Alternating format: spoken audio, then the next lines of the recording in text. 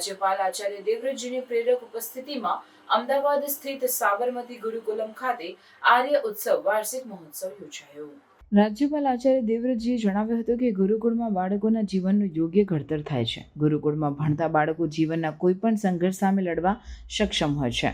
અમદાવાદના રામનગર ખાતે આવેલા સાબરમતી ગુરુકુલમ ખાતે આયોજિત આર્ય ઉત્સવ વાર્ષિક મહોત્સવમાં રાજ્યપાલ આચાર્ય દેવવ્રતજીએ કહ્યું કે ગુરુકુળમાંથી મળતા જ્ઞાનથી વિદ્યાર્થીઓનો સર્વાંગી વિકાસ થાય છે. ગુરુકુળમાં ગરીબ હોય કે પૈસાદાર સૌને એક સરખી શિક્ષા પ્રાપ્ત થાય છે, જેનું શ્રેષ્ઠ ઉદાહરણ કૃષ્ણ અને સુદામા છે, જેમણે એક જ ગુરુકુળમાંથી શિક્ષા પ્રાપ્ત કરી છે.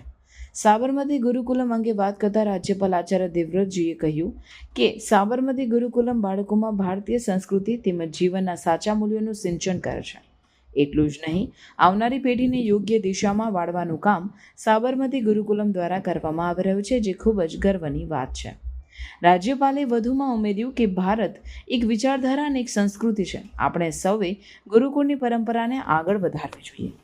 સાબરમતી ગુરુકુલમના આર્થિક સહયોગ માટે રાજ્યપાલ આચાર્ય દેવવ્રતજીએ ₹5 લાખની રકમ દાન સ્વરૂપે આપતા કહ્યું કે ગુરુકુલમની પરંપરાને જીવંત રાખવા માટે સમાજના શ્રેષ્ઠીઓનો આર્થિક સહયોગ મળે તે જરૂરી છે, કેમ કે આ પ્રકારની ગુરુકુળ બાળકોના ભવિષ્યનું નિર્માણ કરે છે.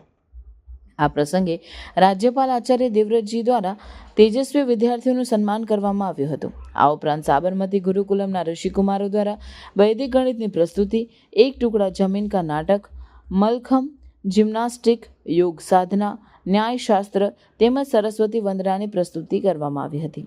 આ કાર્યક્રમમાં રત્નાંજલિ ગ્રુપના મેનેજિંગ ડિરેક્ટર સંયમભાઈ શાહ, સાબરમતી ગુરુકુલમના સંચાલક ઉત્તમભાઈ શાહ, ટ્રસ્ટી વંશરાજભાઈ, અગ્રણીઓ તેમજ ઋષિકુમારોના માતા પિતા અને મોટી સંખ્યામાં સાબરમતી ગુરુકુલમના સાથે સંકળાયેલ લોકો ઉપસ્થિત રહ્યા હતા.